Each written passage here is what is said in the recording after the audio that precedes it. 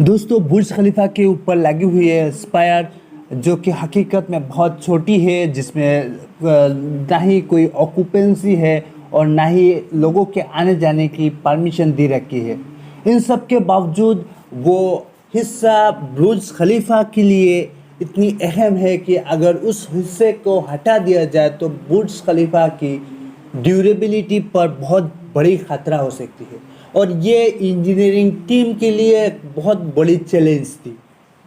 Hi guys, Aerotech channel में आपका स्वागत है। दोस्तों बुर्ज खलीफा के ऊपर लगे हुए ये स्पायर जो कि 4000 टन स्टील से बनाई हुई है और इसकी हाइट है 244 मीटर। दोस्तों ये इतनी बड़ी ऊंची हाइट है जितनी ऊंची स्काई स्क्रेपर दुनिया के आधे से भी ज़्यादा देशों में भी नहीं है। उसके ऊपर लगी हुई जो एंटीना है वो अकेले 350 टन की है और ये अगर इसे हटा दिया जाए तो बुर्ज खलीफा की जो हाइट है वो लगभग 30% गिरकर 585 मीटर तक आ जाएगी। तो सबसे बड़ी सवाल यह है कि इसको क्यों लगाया गया। तो दोस्तों इसको समझने से पहले हमें समझना चाहिए कि दुबई की जो स्ट्रेटेजिक लोकेशन जियोग्राफिक लोकेशन है। तो दुबई की जियोग्राफिक लोकेशन कुछ इस तरह है कि एक और अगर अरेबियन गल्फ और दूसरी ओर गल्फ ऑफ ओमान है। इसकी वजह से तेज़ हवाओं की रफ्तार इतनी तेज़ हो जाती है कि वो लगभग 240 किलोमीटर पर आवर तक पहुंच जाती है। तो आप आसानी से अंदाज़ा लगा सकते हैं कि अगर किसी भी चीज़ पे कुछ भी चीज़ अगर 240 किलोमीटर पर आवर की रफ्तार से अगर किसी भी चीज़ पे टकराती है तो वो आसानी से इसमें क्रैक्स आ सकती है, इसको गिरा भी सकती है। लेकिन आज इतने सालों तक बुर्ज खलीफा सही सलामत रहा है और उसकी सबसे बड़ी रीज़न है वही स्पायर, वही स्टील। दोस्तों बुर्ज खलीफा की जो नीचे वाली हिस्सा है 585 मीटर, उसको एक बिट्रेस कोड की एक ट्रायंगुलर शेप से बनाया हुआ है और वो कंक्रीट से बना हुआ है।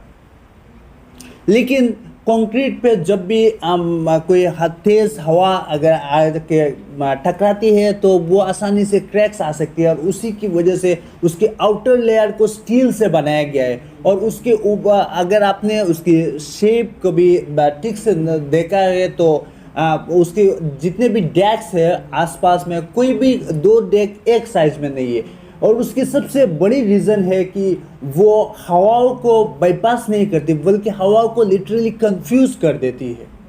और उसी की वजह से बुर्ज खलीफा में इतनी तेज़ हवा आने के बावजूद वो कभी उसमें कोई आँच नहीं आती। साथों साथ दोस्तों अगर आपने कभी गौर से नोटिस किया है तो आपने शायद देखा होगा कि बुर्ज खलीफा की जो स्पायर है वो हिलती रहती है, स्विंग्स। तो इसकी सबसे बड़ी रीज़न है कि वो जब भी तेज़ हवा आती है तो वो स्विंग करके उन हवाओं को बाईपास कर देती है, उन हवाओं को पास कर देती है ताकि ये हवा बुर्ज खलीफा की जो ओरिजिनल स्ट्रक्चर है उसमें कोई दिक्कत ना आए। और अगर एंटीना की बात करें दोस्तों, उस एंटीना जो भी बरसात के महीने में बरसात के वक्त जितने भी लाइटनिंग होती है उनसे निकली हुई जो करोड़ों की वोल्ट की चार्ज है उसको वो उसमें एक अपोजिट चार्ज के एक चीज़ लगाई हुई है जिसकी वजह से वो अपने अंदर खींच लेती है और खींच के वो सिर्फ बुर्ज खलीफा को ही नहीं वो पूरी दुबई को सुरक्षित रखती है। दोस्तों आज से पहले जितने भी स्काई स्क्रेपर बिल्डिंग बनाई गई है, जिसने भी गिनीज वर्ल्ड रिकॉर्ड को होल्ड करा है, उनकी अगर डिफरेंस उनके एक और दूसरे के बीच की डिफरेंस अगर हम देखें तो वो हाईएस्ट डिफरेंस थी 13%।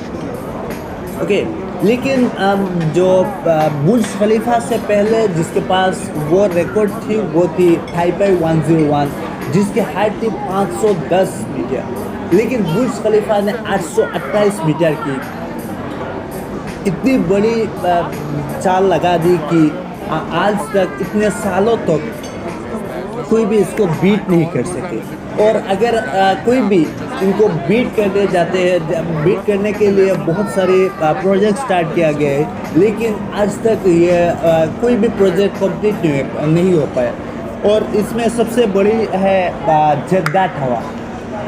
Jeddah tower, Dubai creek tower. लेकिन कुछ भी किसी भी प्रोजेक्ट 2045 से पहले किसी भी प्रोजेक्ट की कंप्लीशन होने की कोई चांसेस नहीं है।